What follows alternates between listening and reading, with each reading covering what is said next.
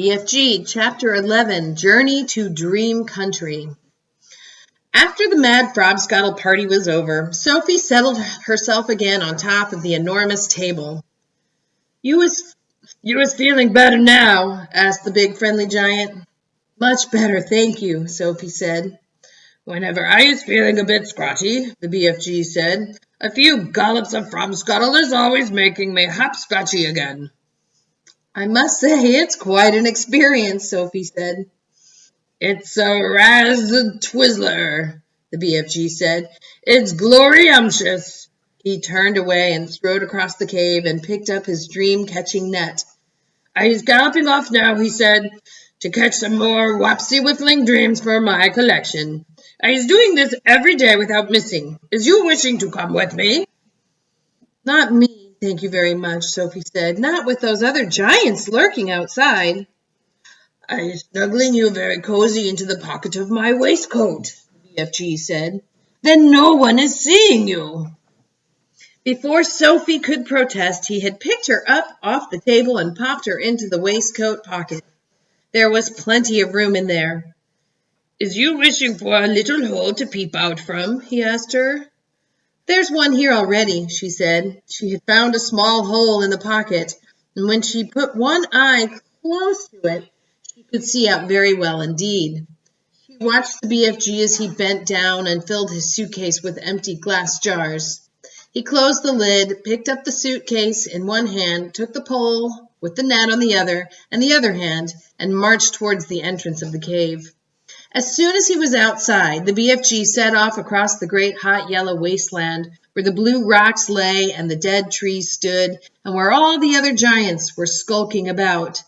Sophie, squatting low on her heels in the pocket of the leather waistcoat, had one eye glued to the little hole. She saw the group of enormous giants about 300 yards ahead. "Hold your breath," the BFG whispered down to her. "Cross your figglers, here we go. We is going right past all these other giants.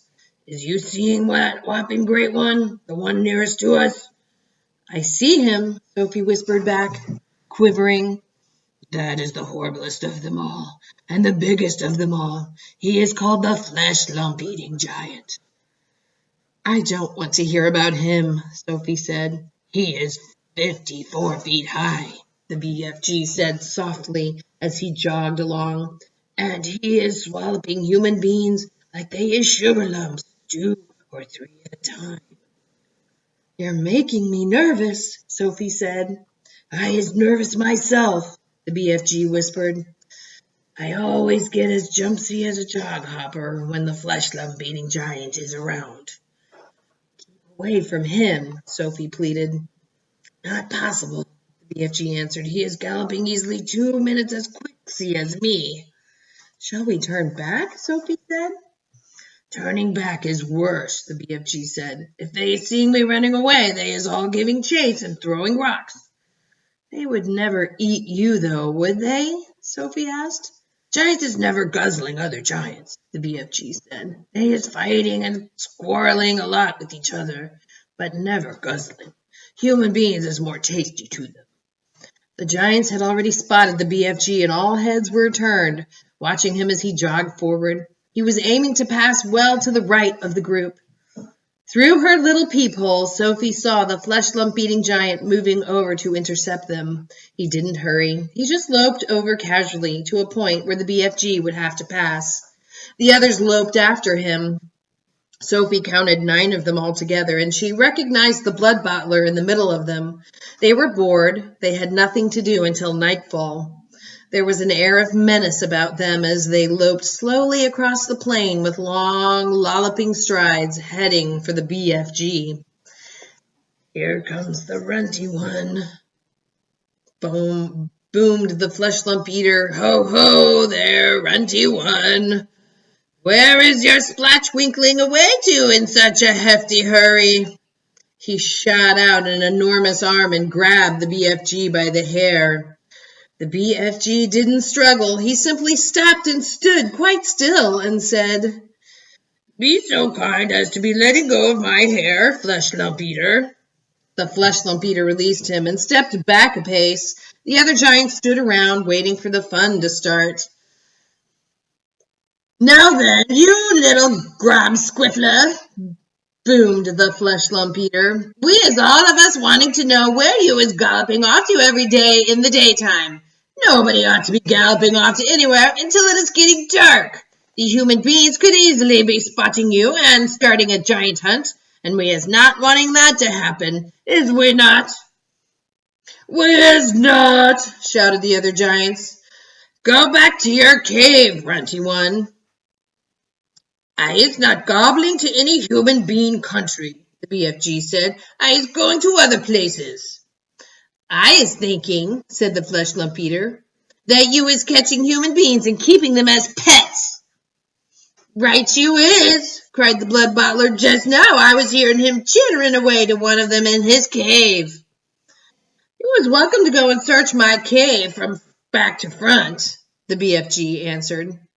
You can go looking into every crook and nanny.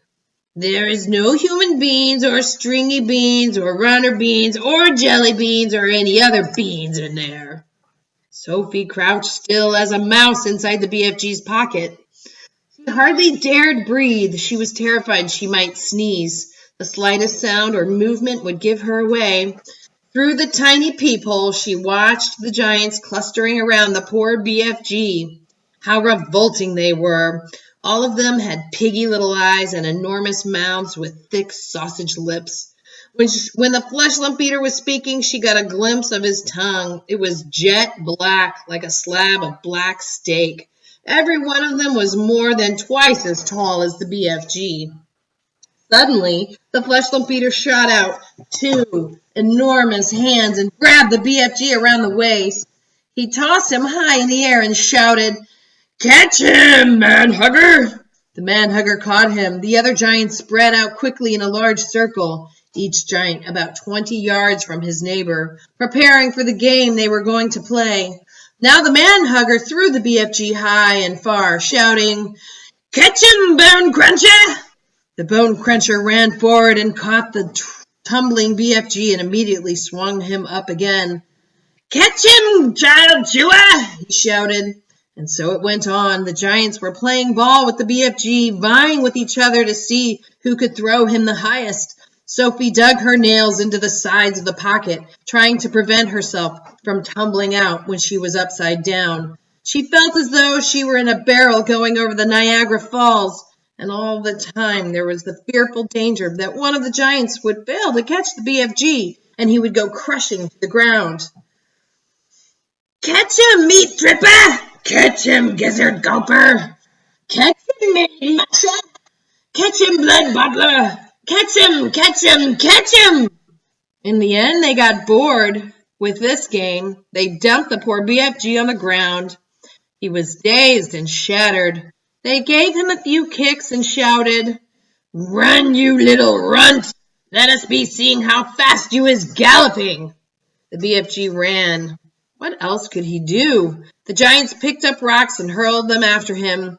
He managed to dodge them. Ratty little runt, they shouted. Troggy little twit, shrively little shrimp, mucky little midget, squaggy little squib, grubby little grub. At last, the BFG got clear of them all, and in another couple of minutes, the pack of giants was out of sight over the horizon. Sophie popped her head up from the pocket. I didn't like that, she said. Few, said the BFG, few and far between. They was in a nasty crouching mood today, was they not? I is sorry you was having such a whirligig time. No worse than you, Sophie said. Would they ever really hurt you? I ain't ever trusting them, the BFG said. How do they actually catch the humans they eat? Sophie asked.